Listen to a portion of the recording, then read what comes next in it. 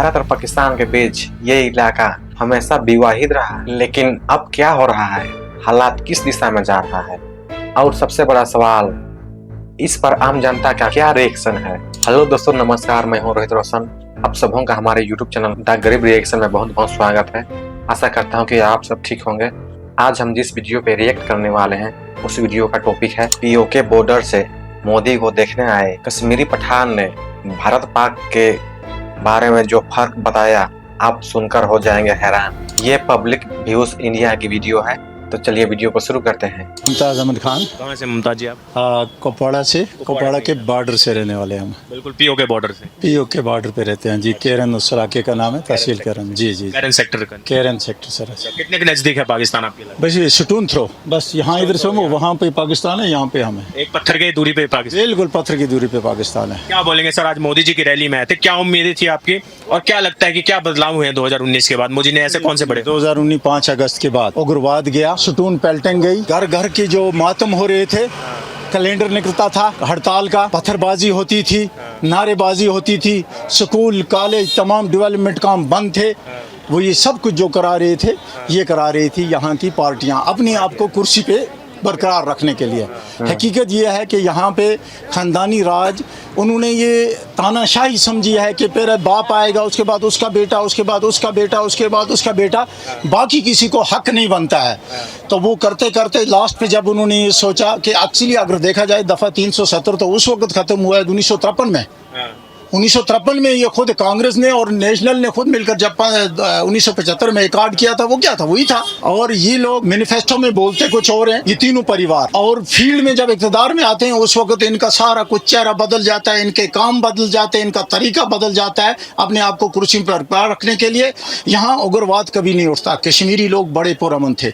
हकीकत में आपको पता है जब 87 में इन्होंने 1987 में रैगिंग की, इलेक्शन चोरी की, उसके बाद इन्होंने क्या किया, उससे पहले जब भी इलेक्शन हुए इन्होंने मिडिल पास 12वीं पास लड़के अपने को एमए पीएचडी वाले को ड्रॉप कर दिया, अपने रिश्तेदारों को बड़ी बड़ी कुर्सियां दे दी। और ये जब भ्रष्टाचार हुआ खुले तौर पे, खुले आम इन्होंने किया, अपने घर को अपने खानदान को ही आगे ले गए, और जो आम जनता थी, जो टैलेंट था, उनको दबा दिया गया।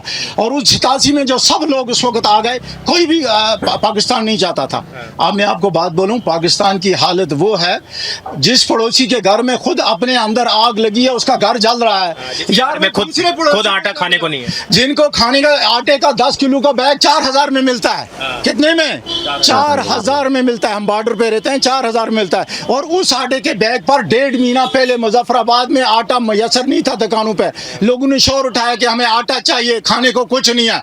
उस पर तू में हुआ, फिर उन्होंने लाठीचार्ज की, यहाँ तक ये नौबत पहुंची, फिर उन्होंने तिरंगा झंडा लहराया। तिरंगा पाकिस्तान पीओके बॉर्डर में, पाकिस्तान ऑक्युपाइड कश्मीर में उन्होंने तिरंगा ऊपर किया और हिंदुस्तान जिंदाबाद के नारे बगाए। उन्होंने अंधाधुंध फायरिंग 125 आदमी मारती है, मीडिया पर बेंद रखकर उन्हें एक आदमी को दिखाया। अंदर जो देखोगे ना, अंदर जब देखोगे, आप लोगों तक ये खबर कैसे पहुंची? हमें पहुंची। वहाँ हमारे पास पार से टूरिस्ट आते हैं, यहाँ से टूरिस्ट थ्रू आउट इंडिया वहाँ जाते हैं। हमारा हालात बताते हैं उस तरफ की, बॉर्डर के उस तरफ मुजफ्फराबाद ना दिखाई, जो हालत, जितनी महंगाई वहाँ पे, जो हालत वहाँ पे, वहाँ खुल के कोई बात ही नहीं कर सकता है। मीडिया के सामने किसकी ताकत है जबान खोलने की? शाम को वो कहीं नहीं होगा, परिवार के समेत वो गायब हो जाएगा और कभी मिलेगा नहीं। यार हिंदुस्तान दुनिया की सबसे बड़ी जमहूरियत है, वल्लाह सही कहता हूँ। ये जो लोग कहते हैं ना दफा 370 लाएंगे, इनके पास कुछ है ही नहीं। उम्र भर इन्होंने झूठ किया है, ये कुछ नहीं लाने वाले, ना कोई दे सकते और ना कभी। अब यहाँ के लोग, युवा बदल चुका है। 3 परिवारों से यहाँ का नौजवान जिसके हाथ में बागडोर आने वाला कल जो है, वो इनसे बहुत मुतनफर हो चुके हैं। कांग्रेस, नेशनल और पीडीपी, इन्होंने सिर्फ अपने घरों को इन्होंने बर्बाद किया यहाँ के युवा को। एक सवाल पूछूं, आप क्योंकि पाकिस्तान बॉर्डर के पास रहते हैं, केरन सेक्टर में रहते हैं, एक जो डिमांड है, कहीं ने संसद में भी बोला गया है, प्राइम मिनिस्टर ने भी बोला है कि कहीं ना कहीं हमारा मिशन है, हमारा एक मकसद है कि जो पाकिस्तान ऑक्यूपाइड कश्मीर है, जो हमारा बटा हुआ कश्मीर है, खंडित कश्मीर है, उसको एक करें हम और उस तरफ के कश्मीर को इस तरफ के कश्मीर के साथ जोड़ें। बिल्कुल, वहाँ के लोग अंदर के चाहते हैं, जो यहाँ की तरक्की हो रही है, यहाँ लोगों को जो छूट है, जो यहाँ के लोगों को फ्रीडम है, वल्लाह वो वहाँ पे नहीं है, नहीं है, टोटली नहीं है। वो वहाँ पे कुछ और ही है। इस तरफ के कश्मीरी भी चाहते हैं, इस तरफ के चाहते हैं, दिल से चाहते हैं, वो हमारा ये हिस्सा है, वो हमारे साथ जुड़ना चाहता है, वो चाहते हैं। मोदी जी से डिमांड करेंगे। सर जालिम हुकूमत है जो उनको आवाज तक उठाने नहीं देती है। ये तो हिंदुस्तान दुनिया की सबसे बड़ी जमहूरियत है, यहाँ खुल के आम बात करता है आदमी। यहाँ जो सुटून पेल्टिंग से यहाँ कैलेंडर निकले थे, आज ये देखो जितने इन 5 सालों में बदला ना, 70 साल में इतना नहीं बदला था।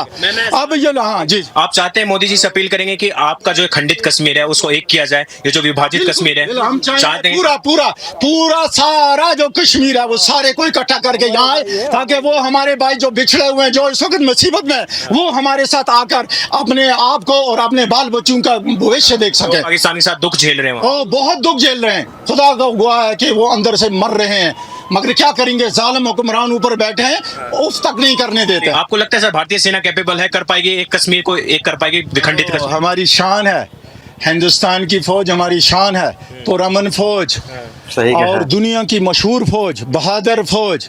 हमने पाकिस्तान की फौज भी देखी है, जिन्होंने बांग्लादेश जब उन्होंने आज़ादी मांगी थी ना, तो 75,000 लाशें उनके मोर्चों से निकाली थी।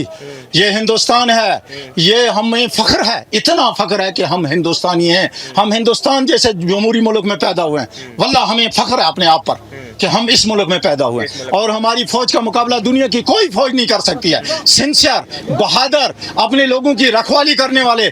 जब भी कोई मुश्किल आती है, हमारी फौज हमारे साथ कंधा मिलाकर सबसे आगे होती है, हमारी मुश्किल में हमारा साथ देती है। ऐसी फौज कहीं दुनिया में किसी भी मुल्क में नहीं मिलेगी। आपकी जो जीवन बचा हुआ है, जितने साल आप जिएंगे, आप चाहते हैं कि आपके जीवन भर के अंदर कश्मीर इकट्ठा हो जाए, बटा हुआ कश्मीर पूरा इकट्ठा हो जाए, ताकि हम वो देखें ये बाग फिर दोबारा इसमें रंग बिरंगे फूल खिलने चले, ताकि ये बाग दुनिया की सारी खूबसूरत, ये जो कश्मीर जन्नत है, ताकि दोबारा जन्नत बन जाए, दोबारा जन्नत बन जाए हमारी। ये पहले इकट्ठा था और जन्नत का गहवारा था, और पूरी दुनिया में जन्नत अगर था तो कश्मीर था। इसको इन लोगों ने, उग्रवाद ने बर्बाद करके रख दिया, और हर उग्रवाद उठाने वाले का बुरा हशर होता है। वहां जब जियाउल ने उठाया, फिर उसके लाशें के तिनके उड़ गए। ये देखो जो दूसरे के घर में आग लगाता है उसके घर में आग, उन्होंने हमारे घर में आग लगाई, अल्लाह के फजल से हम संभल गए, लेकिन उनका घर तबाह है, उनका घर तबाह है। जो अपने घर शीशे के घर रखे वो भीख मांगने पे हैं, वो है ना, वो कर्ज पे कर्ज, कर्ज पे कर्ज, कर्ज पे कर्ज ले रहे हैं। हम तो इंशाअल्लाह अगले 5 साल में तीसरी बड़ी इकानमी बनने वाले हैं, हम उसी तरफ जा रहे हैं। क्या बोलेंगे आप? चाहेंगे मोदी जी उस तरफ के कश्मीर को भी, उन तरफ के, उस तरफ के कश्मीरियों को भी इस तरफ को जो? मैं तो विधि मोदी जी को इस चीज़ का वेलकम करूँगा। कब वो हम कश्मीर, बलूचिस्तान, गिलिस्तान हमारे साथ आ जाए, हम एक दूसरे के साथ मिल जाएंगे। जो भाई बिछड़े हुए हैं वो भाई मिल जाए। बिल्कुल बिल्कुल बिल्कुल, मोदी जी कर पाएंगे ये? इंशाल्लाह करेंगे, वो तो बड़ा लीडर है। भारतीय सेना कर पाएगी? बिल्कुल करेगी, हमारे भारतीय सेना, हमारे उनके ऊपर फख्र है। क्या नाम है सर आप? मेरा नाम फरीद अहमद खान। कहाँ से फरीद जी? मैं डिस्ट्रिक्ट कुपवारा से हूँ। अभी मोदी जी की रैली में आए थे। बिल्कुल मोदी जी की रैली में आए थे। क्या सोच के आए, कैसा लगा मोदी जी? बहुत अच्छा लगा, बहुत अच्छा लगा। बहुत अच्छा। देखा मोदी जी को? मोदी जी को पहले भी देखा, आज भी देखा। पहले भी देखा। हाँ। क्या उम्मीदें हैं इस बार? चुनाव चल रहा है जम्मू कश्मीर के अंदर, क्या उम्मीदें हैं मोदी जी से, और क्या 2019 के बाद क्या बदलाव है? 370 हटने के बाद क्या, कौन से बड़े बदलाव हैं? देखें, सबसे बड़ा बदलाव जो है 370 हटने के बाद, आप देख रहे हैं, आप भी आज़ादी से यहाँ घूम सकते हैं। आज़ादी से लगता है आपको कुछ? यहाँ पे सुटून पेल्टिंग होता था, ठीक, खौफ व हरास का माहौल था, ठीक। तो सबसे बड़ा बदलाव जो है वो एक जो अमन और आज़ादी से लोग आ जाए, आज़ादी से घूम सकते हैं। दिल्ली में राहुल गांधी, फारूक अब्दुल्ला, उमर अब्दुल्ला बोलता है कि यहाँ की कश्मीरियों की आज़ादी छीन ली इन्होंने 370 हटाने के बाद। नहीं, असल में जो है ना, असल में आज पब्लिक ने उनकी आज़ादी छीन ली है। वो जो अपनी मनमानी करते थे जम्मू कश्मीर के अंदर, एक परिवारवाद जो बना रखा था, लोगों को जो है वो सियासत की चक्की में उन्होंने पीस रखा था, उनकी आज़ादी छीन गई है। पब्लिक को तो आज़ादी मिल गई, पब्लिक को आज़ादी मिल गई। वो लोग अपनी आज़ादी की बात कर रहे हैं। वो अपनी आज़ादी की, पब्लिक की नहीं करते, अपनी अपनी। लोगों ने परसों दिया ना उनको जवाब, पार्लियामेंट इलेक्शन में नहीं दिया, दोनों तो फॉर्मर चीफ मिनिस्टर हार गए, लोगों ने दिया उनको जवाब। तो आपको लगता है ये जो बोल रहे हैं कि 370 वापस लाएंगे, 35 से लाएंगे, फारूक अब्दुल्ला बोल रहे हैं, अपनी टोपी निकाल के बोल रहे हैं कि मुझे वोट दे दीजिए इस बार, जो बोल रहे हैं वोट की गुहार लगा रहे हैं? देखो मेरे भाई, पहले हम 70 साल से इनकी सियासत को देखते आ रहे हैं। कश्मीर के लोग, अब्दुल्ला परिवार, मुफ्ती परिवार, कांग्रेस के लोग पहले ये करते थे ऑटोनॉमी की बात, और एक जमात करती थी सेल्फ रूल की बात, उस पे ये लोगों को सियासत का शिकार बनाते थे। कुछ लोग पाकिस्तान के साथ जाने की भी बात, वो तो है ही, और आज इनके पास और मुद्दा कुछ नहीं है। आज ये धारा 370 लेके ग्राउंड में आए हैं, पब्लिक अच्छी तरह से जानती है। और ये टोपी उतार रहे हैं।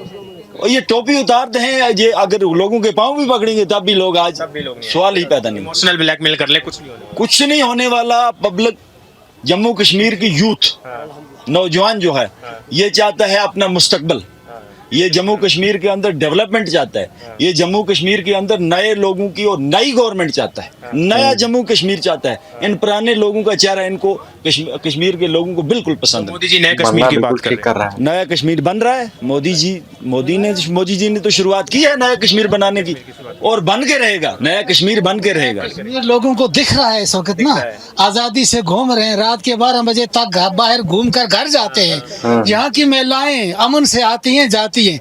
जरा 2019 से पहले क्या माहौल था? हम लोग श्रीनगर आने से इस तरह डरते थे कि हम बोलते थे कि जिस तरह हमें कोई चील उठा के ले जाएगी, और यहाँ मतलब पत्थरबाजी थी, जहाँ कोई अगर गाड़ी आती थी उसका शीशा टूटने के बगैर वापस जाते नहीं थी। इससे और क्या अमन होना चाहिए, क्या आजादी होनी चाहिए? आजादी तो बोल रहे हैं मोदी जी ने छीन ली, यहाँ पर तानाशाही कर रखी है। ये पब्लिक से ये दुनिया देख रही है। आज आजादी है कि आजादी? गांधी बोल रहे हैं, उमर अब्दुल्ला बोल रहे हैं आजादी छीनिए कश्मीर। कुर्सी के लिए, वो तो अपनी कुर्सी के लिए कह रहे हैं। उनकी कुर्सी पहले 2019 से पहले देख लिया ना लोगों ने कि यहाँ क्या माहौल था, क्या लोगों की जिंदगी क्या कब्रिस्तानों में मिट की। उनको वो तो वही चाहते हैं दोबारा। आज लोग गुलिस्तान में जी रहे हैं। गुलिस्तान में जी रहे हैं, बस इसके एक ही सीधी सी बात है। देख रहे हैं सर, आप गुलिस्तान में हैं या किसी जो कब्रिस्तान में? आप खुद बोलो अपने आप। आपने बोला ये 70 साल से कब्रिस्तान बना रखा था इन पार्टियों ने, कांग्रेस एनसी ने बनाया था सर। आप खुद देख रहे हैं, आप मीडिया वाले एक चौथा थंबा होता है आप सरकार का। आप क्या हो गया आप? मेरा नाम मोहम्मद मकबूल शेख है। कहाँ से शेख जी आप? कुपवाड़ा त्रेगाम से हूँ। आप खुद देख लो यहाँ कितना माहौल चेंज हो गया है। कल जो बम्पर वोटिंग हुई है कश्मीर के अंदर, जो रिकॉर्ड बने लगा 60% वोटिंग। इतना देखा आपने कहीं हमारे मुल्क में? इतनी परसेंट आपने देखा कहीं? आप खुद मीडिया कवरेज करते हैं। तो बोला जा रहा है लोकतंत्र को छीन रखा है मोदी जी ने, 370 हटाने के बाद आवाज छीन रखी है, बोला नहीं जा रहा, कश्मीरियों को बोला नहीं दिया जाता, मन की बात रखनी नहीं दी जाती। आप नहीं देख रहे हम किस तरह बात कर रहे हैं आपके साथ, खुले दिल से, खुले चैन से, खुले दिमाग से। अच्छा, ये जो नेशनल कॉन्फ्रेंस उमर अब्दुल्ला बोले कि 35 से और धारा 370 वापस लेके। सर बिल्कुल आपने अच्छी बात बताई। आपने खुद नहीं फारूक अब्दुल्ला साहब का बयान नहीं सुना? 100 साल लगेंगे। 100 साल तक कितनी पुश्तें आ जाएंगी? आप खुद लगाओ, आपकी पुश्ती मेरी पुश्ती आ जाएगी। अच्छा, ये एक पाकिस्तान के जो फॉरेन मिनिस्टर है ख्वाजा आसिफ, वो बोल रहे हैं कि जो नेशनल कॉन्फ्रेंस है वो हमारे पाकिस्तान लाइन को कहीं ना कहीं। देखो उस चीज़ का मैं हमें जवाब नहीं दे सकता हूँ। बाकी आपने कहा 35 से 370, जब फारूक अब्दुल्ला साहब ने खुद बोला कि इसको 100 साल लगेंगे, जो चीज़ दफन हो गया वो दफन हो गया है। मैनिफेस्टो में वादा तो किया है। मैनिफेस्टो में वादा करते हैं, मैनिफेस्टो में सब करते हैं वादा। अगर मैं भी लड़ूंगा मैं भी वादा करूंगा। सिर्फ राजनीति है, राजनीति की जाती है। ये राजनीति होती है और क्या सर? राजनीति नहीं है और क्या सर? अच्छा, 370 के बाद आमूलचूल क्या बदलाव आए यहाँ पे? जो सर ने कुछ बदलाव किया है, आपके हिसाब से क्या बदलाव? मेरे हिसाब से बहुत 90% बदलाव आया है। आप नहीं देख रहे लोग कैसे चल रहे हैं, लोग कैसे चल रहे हैं आज़ादी के साथ, बिना डर के, बिना खौफ के। वो क्या हुआ है ना कि मैं आज़ाद हूँ, मैं पंछी की तरह, वो एक गाना है ना सर, तो आप पंछी की तरह आज़ाद है। अब वो हम जिस जहाँ भी चाहेंगे वहाँ बैठ सकते हैं। आपको लगता है कि आपके जीवन भर में कश्मीर इकट्ठा हो पाएगा, एक कश्मीर बन पाएगा? बिल्कुल जल्दी इंशाल्लाह हो जाएगा, जल्दी हो जाएगा। खुदा की भी एक ख्वाहिश है, ख्वाहिश है, क्या बात का ख्वाहिश है और क्या है। भारत को अब और ज्यादा सख्त कदम उठाने चाहिए। दोस्तों, आप क्या सोचते हैं कमेंट में कमेंट करके जरूर बताएं। फिलहाल के लिए इस मुद्दे पर बस इतना ही, लेकिन आप अपनी राय कमेंट में जरूर बताएं। आपको क्या लगता है कि अब समय आ गया है कि भारत पीओके को लेकर कोई बड़ा फैसला ले, और अगर हाँ तो वह कदम क्या होने चाहिए? मिलते हैं नेक्स्ट वीडियो में, तब तक के लिए धन्यवाद।